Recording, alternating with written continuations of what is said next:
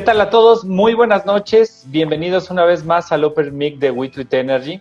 Tengo el gusto de presentar esta edición muy especial de nuestro Open Mic, en donde nos acompaña un invitado que gracias a las gestiones de nuestro compañero Gonzalo Monroy ha decidido permitirnos contar con su conocimiento para el día de hoy.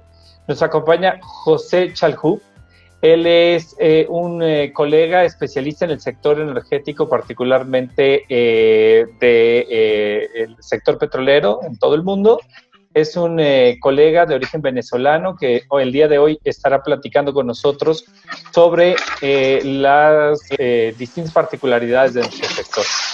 También estaremos conversando con el resto de los colegas de WeTweet Energy, Ana Lilia Moreno, Eric Sánchez, Gonzalo Monroy. Bienvenidos, colegas. Pues bueno, si quieren empecemos y pues bueno, antes que nada agradecerte muchísimo, José. Eres la primera persona que estamos trayendo fuera de la parte mexicana, justamente también para que empezara a expandir un poquito todas estas perspectivas, ¿no? Creo que ahorita lo platicábamos incluso algunas semanas y días antes de estos grandes paralelismos, de estas semejanzas, del camino que está tomando Pemex, del rumbo y dirección que está tomando incluso también hoy PDVSA y Venezuela y México también en su conjunto.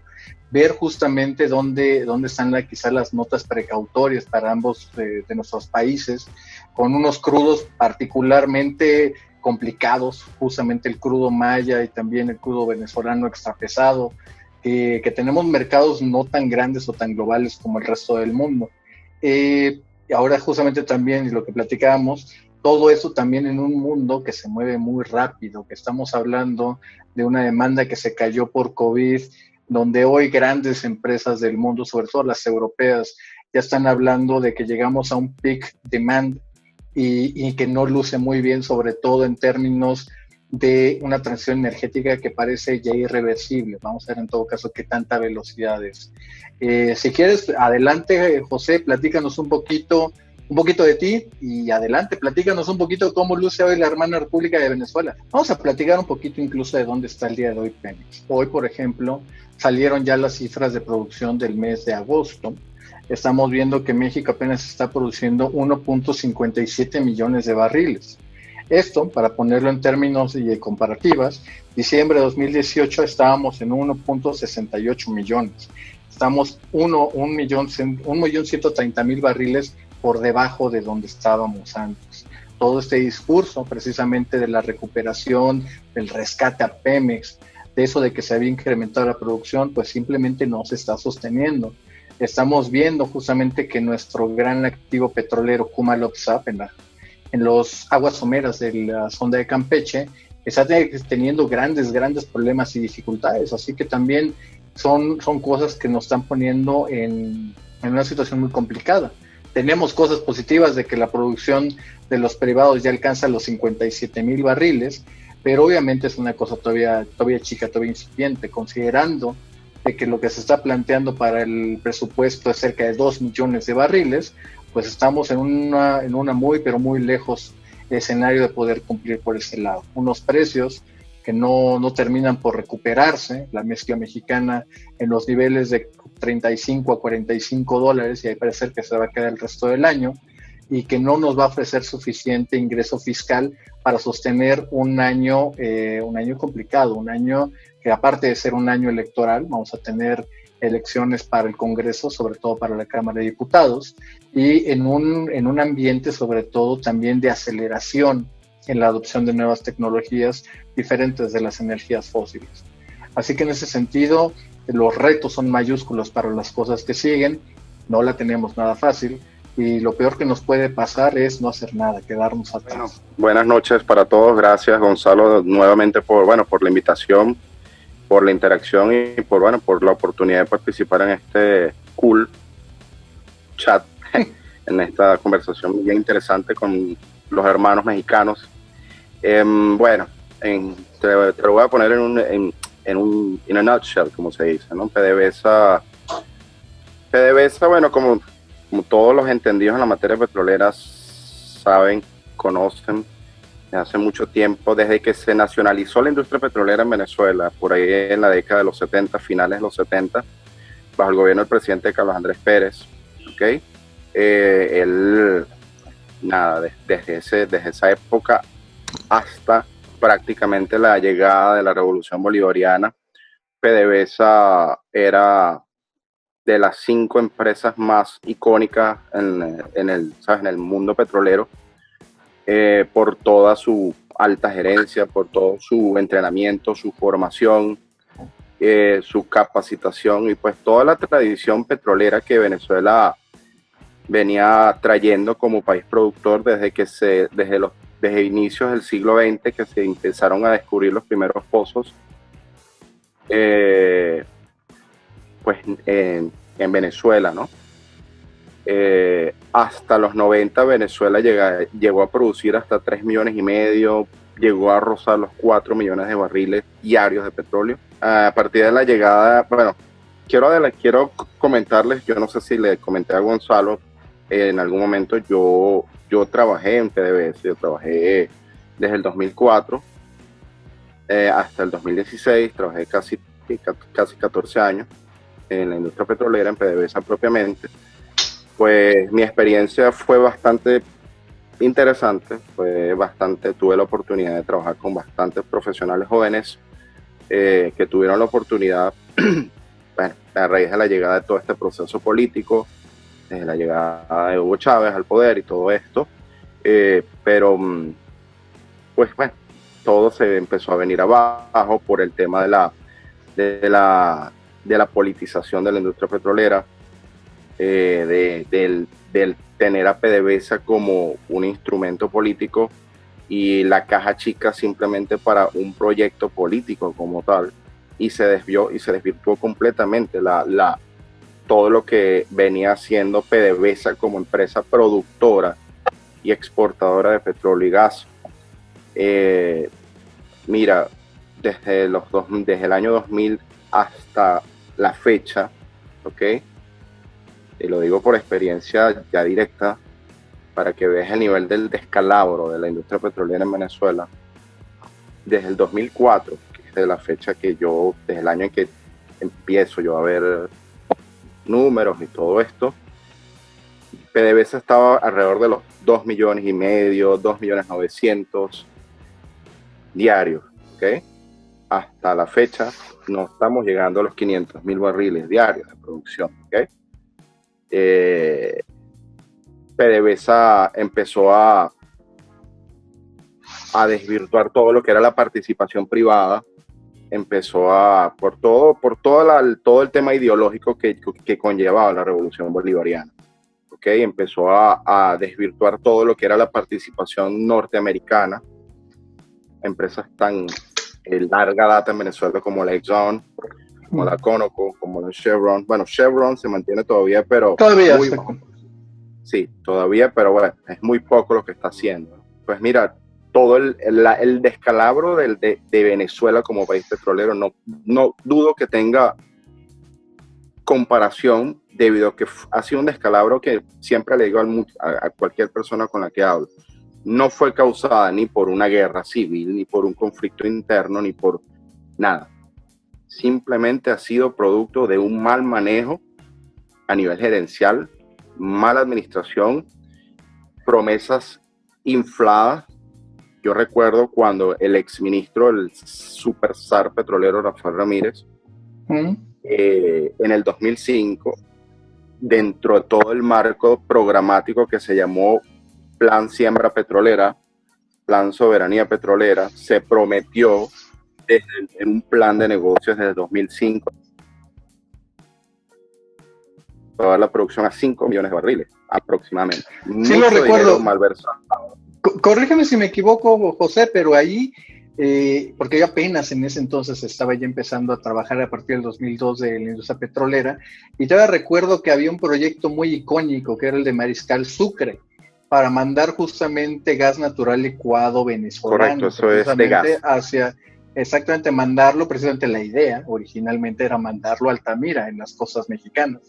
Esa era en su momento, y sí recuerdo precisamente a Rafael Ramírez de gira, por ejemplo, acá en México, también en Houston, de que estaba hablando maravillas de ese proyecto, y hasta donde recuerdo, ese proyecto ya nunca se realizó realmente. Yo creo que ese proyecto que hablas, Gonzalo, era súper interesante, pero al final era parte de la competencia que se decía iba a haber era en el momento en el que se empieza a plantear la necesidad de contar con gas para llegar a Altamira, los proyectos de los ciclos combinados de Altamira 2, 3 y 4, y la idea de que vendría un Altamira 5, pues plantearon la conveniencia de que pudiera haber competencia para llegar. Más o menos en aquella época también empezó a plantearse la idea de que llegara algo de GNL a Manzanillo, Perú avanzó, y Venezuela iba a estar tremendamente interesado en venir a vender gas a México, porque además se veía la posibilidad de una exportación de gas hacia los Estados Unidos, llegando a través del puerto mexicano. Y creo que el caso venezolano nos va a ser, por supuesto, importante. Creo que es el elefante en la habitación, porque todos tenemos cierta preocupación de decir o de querer identificar cuál es, de una u otra manera, las condiciones de similitud que podemos encontrar entre Pemex y la política energética mexicana de este momento, y lo que Venezuela fue planteando en los últimos años, que fueron conduciendo paulatinamente hasta el caso que nos planteaba José hace unos momentos, es decir, una producción petrolera que hoy con trabajo llega al 500,000 de barriles diarios, ¿no? Hay una cosa que, fíjate, está muy interesante de lo que José ahorita nos platicaba, y es acerca de la politización de la empresa. Y eso es algo muy cierto, eso, y a lo mejor ahorita que regrese José nos puede platicar un poquito de esa parte. Yo recuerdo en esa época, 2002, 2003, y se hablaba muchas veces de PDVSA, de la gran nivel gerencial que tenía, manejo de proyectos, ya habían tenido la experiencia de Citgo, las refinerías en Estados Unidos, refinando allá para poder manejar las cosas, ¿no? Y cómo tener un sistema bastante integrado, y también de los muchos excesos que había. Una gran parte en la cual se montó el presidente Hugo Chávez fue precisamente y otra vez una de las similitudes con lo que está pasando el día de hoy, para precisamente combatir los privilegios y los excesos que estaba pasando precisamente Venezuela, ¿no? Especialmente PDVSA, que se hablaba que era un estado dentro del estado. Así que, y aquí, por ejemplo, que empezamos a ver quizá no la politización dentro de que si estás o comulgas con un grupo político vas a tener empleo en las empresas del Estado mexicanas. Todavía no hemos llegado a esa parte, pero tampoco estamos tan lejos de cómo se plantea esa parte, muy diferente a cómo estaban en administraciones anteriores. Eso es algo innegable. Claro, porque de una u otra manera es este gran poder que tiene la empresa del Estado, y es un caldo de cultivo que propicia la toma de decisiones de políticas públicas de esta índole. Es decir, lo mismo puede cuestionarse sobre Pemex y CFE en distintos momentos de nuestra historia, y no se limita a esta administración, pero son este nivel de capacidad de toma de decisiones que los hace como una supersecretaría con mayor capacidad de gestión incluso que muchos otros instrumentos que deberían de hacer política pública desde una empresa. Y el caso venezolano se parece mucho al mexicano en múltiples frentes. Ya hablamos de gas, pero también en los temas de midstream. El tema del sistema de refinación venezolano ha tenido una serie de complejidades producto de dos grandes problemas en los que creo yo que coincidimos, y en los que me gustaría pedirle a Eric si nos pudiera ayudar para abundar sobre su análisis. Uno es la complejidad de brindar una dieta de un crudo para el cual fue diseñado el sistema de refinación, y otro es la complejidad para mantener en operación y mantenimiento una serie de instalaciones cuando ya no tienes una visión de empresa atrás de la toma de decisiones. No sé, Eric, si nos pudieras ayudar para complementar en estos frentes. Y yo creo parte del contexto, o parte clave del contexto en este subsector de la industria petrolera, ya lo daba Gonzalo adecuadamente. Listando los paralelismos, al margen de lo que mencionas, en el Sistema Nacional de Refinación hay que ver que el crudo que actualmente es preponderante en la canasta venezolana de producción es también un pesado, como es en el caso de México, ¿no? Esto nos lleva a condiciones, como bien señalas, que al día de hoy ambos países tienen producción de crudos pesados, que es un modelo invertido, digamos una canasta invertida de lo que era hace 20 años, ¿no? Pero estos se separan, ¿no? O las historias se separan entre más nos vayamos hacia el pasado. Ya Gonzalo lo señalaba, y el caso de Citgo no es el único. En general, las refinerías en Venezuela, las del propio territorio venezolano, llegaron a ser unas de las más competitivas del mundo hasta antes del 2003, ¿no? Y entonces, quizás el gran diferenciador es que a nosotros nos llega este momento donde la industria se encuentra en un paradigma donde la refinación es ahora un negocio de márgenes acotados, muy, muy estrechos, y que no permite alinear estas visiones, ¿no?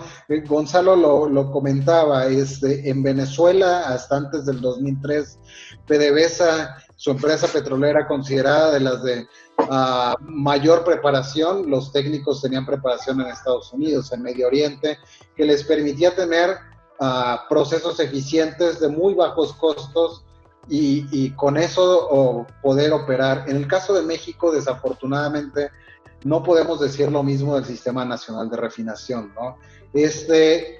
Si no toda la industria, como estamos comenzando a ver ahora, quizás en un proceso transicional hoy, sí el Sistema Nacional de Refinación había sido algo que funcionaba como una base política del sistema, porque ahí era donde, al menos en volumen, siempre han residido la mayoría de los sindicalizados en el Sindicato de Petróleos Mexicanos, ¿no? Esto no le ha permitido, porque también vale la pena decir que el Sistema Nacional de Refinación y sus hitos o carencias de mantenimiento, de modernización, no son actuales, ¿no? Esto comienza a verse más afectado, por lo menos irónicamente también, de más o menos 2002, creo Gonzalo podría corregirme el dato si no, donde se pretendía una campaña de incrementar la producción de refinados, pero dejando de lado de nuevo estas cosas que parecieran ser a veces banales para oídos inexpertos, que es justamente el mantenimiento o la modernización de las plantas, ¿no? Por más que una refinería pueda durar 115 años, como es el caso de Beaumont en Estados Unidos, en Luisiana, puede llegar solamente si es modernizada, como la ley manda desde el punto de vista tecnológico. Se moderniza cada 15 o 20 años, se actualizan sistemas cada 5 años, y hay mantenimientos recurrentes que le permiten estar funcionando en óptimas condiciones. Después, en México, tuvimos lo que parecía ser un cambio positivo en la visión hacia 2007, 2009, donde se dijo, bueno, el punto óptimo de producción de las refinerías no es cuanto más se pueda producir, sino es cuanto menos pérdidas causen. Entonces, decididamente se redujo dramáticamente la utilización de las refinerías, y esto de alguna manera sirvió, equivocadamente hay que decirlo, para justificar no dar los mantenimientos que ya había trazado, ¿no? Entonces, al momento en el que el momento en el que llegamos a esta condición donde la visión ahora se busca alinear hacia lo que ya venían describiendo José y Gonzalo, nuestras condiciones no son las mismas en las que estaba el sistema de refinación venezolano, ¿no? Allá estaban en muy, muy buenas condiciones, y lo que vieron fue una caída gradual de la situación de la infraestructura, y de su producción, y aquí no.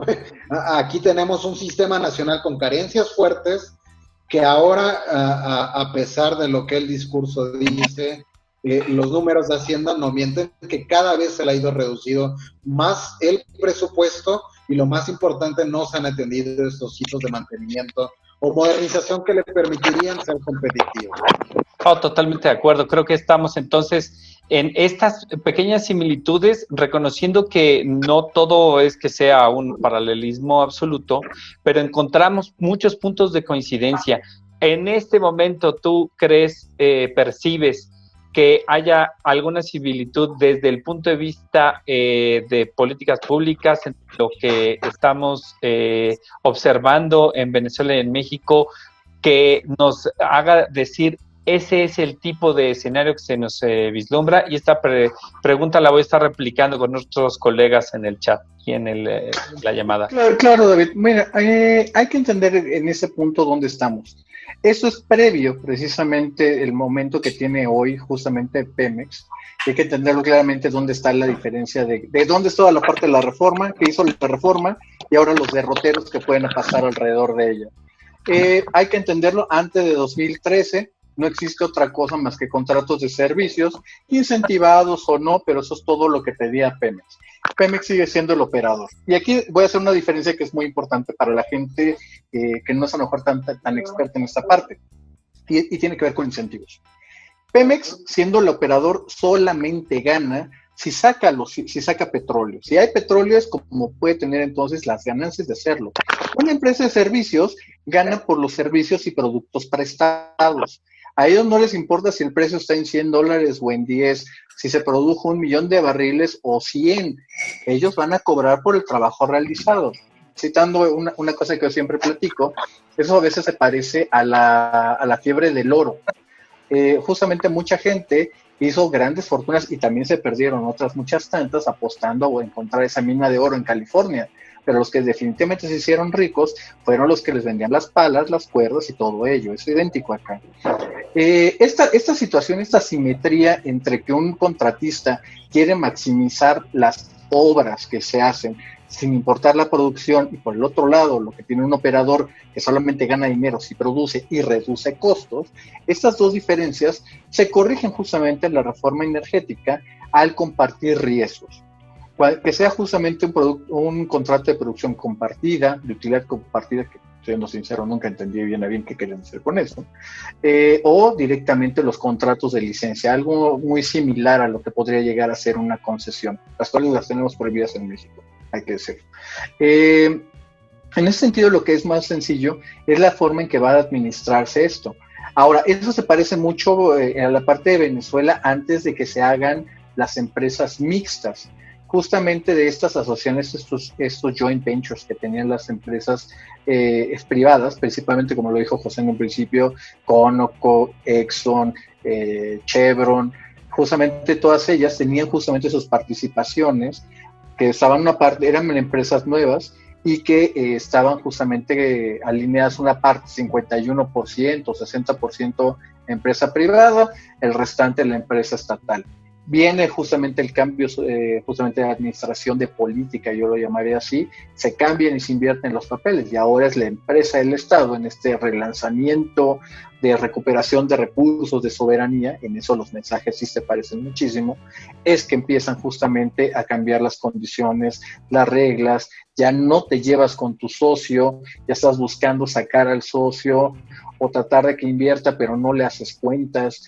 Una serie de discrecionalidades que hay que decirlo claramente, no son comunes en la industria petrolera, si no es como se manejan las cosas, y que poco a poco fue degradando la confianza tanto en el management que había de PDVSA, porque otra vez, y José ya nos empezaba a dar alguna respuesta, era gente que tenía una mayor motivación política que muchas veces el expertise que estaba previo, ¿no? Que ese era el estándar.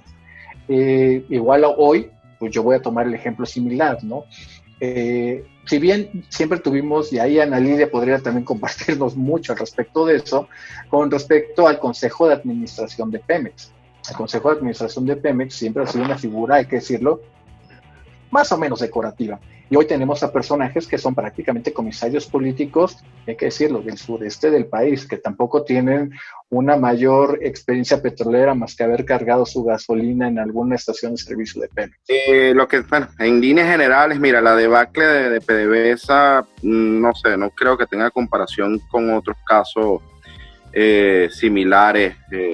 Primero, además, que Venezuela, siendo la primera reserva de petróleo no convencional, valga la pena decirlo, pues mira, creo que vamos a tener que, como lo estabas tú comentando al principio de la charla, si no hay un cambio político en Venezuela, a primeras de cambio, porque necesariamente pasa por un cambio político, un cambio de sistema político, un cambio de sistema gerencial, un cambio de sistema organizacional en Venezuela en los próximos 2-3 años. Mientras más tiempo pase, va a ser más tarde para empezar a generar riqueza del subsuelo de nosotros, ¿ok? Son 300 mil millones de barriles que están abajo, ¿okay? No hay fondos, necesitamos mucho financiamiento, necesitamos muchos fondos, mucha inversión, y eso va a tener que venir inevitablemente de financiamiento multilateral. Aproximadamente son más de 100 mil millones de dólares que se necesitan para empezar a echar a andar nuevamente nuestra industria petrolera. Ha sido muy, muy grande el daño que se le ha hecho a PDVSA. Empezando desde producción, refinación, hasta comercialización, porque hasta los buques propios de PDVSA están totalmente fuera de mantenimiento, no contamos con una flota como contábamos antes.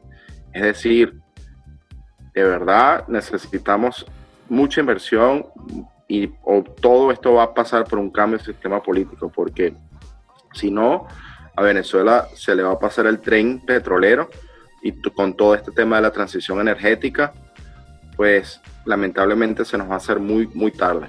Y no vamos a contar porque Venezuela lamentablemente no diversificó sus fuentes de ingresos, más allá del turismo, pero tampoco se dirigió toda la atención hacia la parte del sector turístico. En estos últimos 20 años se dependió muchísimo del tema de la producción petrolera, pero para nada, porque ha sido uno de los mayores saqueos, lo voy a llamar así, de fondos petroleros que ingresaron a Venezuela. Y Venezuela tuvo para hacer, mira, un pequeño Kuwait en Sudamérica, con todos los ingresos petroleros que se tuvo durante la época de Hugo Chávez Frías. Pero lamentablemente todo eso, está desperdigado por todo el mundo. ¿Okay? Inversiones oscuras, colocaciones de dinero afuera por parte de autoridades petroleras que ya no están o que todavía siguen estando. El manejo por parte del sector militar de la industria petrolera durante un buen tiempo, ¿okay? Eso fue muy pernicioso para PDVSA, muy pernicioso, porque simplemente porque Hugo Chávez, viniendo del sector militar, pues le entregó prácticamente, empezando por el área de seguridad. Luego del paro petrolero, Hugo Chávez le entrega el área de control de pérdidas y seguridad y riesgo a toda la camada, a una camada de militares, de capitanes, de mayores, de coroneles, dentro de PDVSA para el control. Ok, eso lo veo en cierta forma lógico, ok, porque estás hablando de la seguridad, pero de ahí a entregarle todo el control de la industria al sector militar, eso fue totalmente errado. Y ahí tenemos las consecuencias de lo que está pasando con PDVSA. Fíjate una cosa, José, déjame darte un ejemplo que lo estamos viviendo hoy los mexicanos. Ahorita justamente de lo que estabas hablando de cómo se le entregó el poder a los militares, es algo que en México, hay que decirlo claramente, eso no había pasado prácticamente hasta 2019. En 2019, a lo que estamos hablando hoy, 11, 12 meses estaríamos hablando, el gobierno mexicano le ha entregado a los militares no solo todos los aparatos de seguridad del Estado, también ya le entregó hoy el control de los puertos. Si tú quieres importar una maquinaria en algún puerto, vas a pasar y lidiar con militares, no con autoridades civiles. Hoy el caso más extremo creo que lo estamos viendo con que el sistema de contratación de medicinas del Instituto Mexicano del Seguro Social, hoy lo está manejando precisamente también los militares, ¿no? Estamos viendo de que hoy ya no solamente funcionan los militares mexicanos para cuestiones de ayuda humanitaria en casos de desastre, hoy también estamos viendo incluso que se meten como a ingenieros, a arquitectos para desarrollar obras como un aeropuerto, ¿no? Así que es muy interesante cómo esas cosas también empiezan a mostrarse. Creo que sería importante mencionar en relación a lo que comentabas, que en México tenemos pasos en ese camino, ¿no? Particularmente en 2019, donde vimos el desabasto de gasolinas, que tú bastante estuviste analizando en medios mexicanos, fue justamente cuando comenzamos a ver, uno, la cesión de la seguridad de la infraestructura petrolera al ejército, y dos, la cesión de segmentos de la logística de transporte y entrega también a los militares, con la compra de pipas o la operación de estas mismas para la entrega de combustibles. Para reformular, para replantear. Aquí hay mucho talento, ¿sabes? Aquí hay mucho talento venezolano que se ha ido del país hace muchos años. Inclusive, muchos compañeros de trabajo que tuve, jóvenes, 35, 40 años, tuvieron muchos, 15 años de experiencia. No te pierdas el resto de nuestro programa. Síguenos en @WeTweetEnergyMX para más información. También puedes escuchar este podcast en formato de audio en Spotify y Anchor.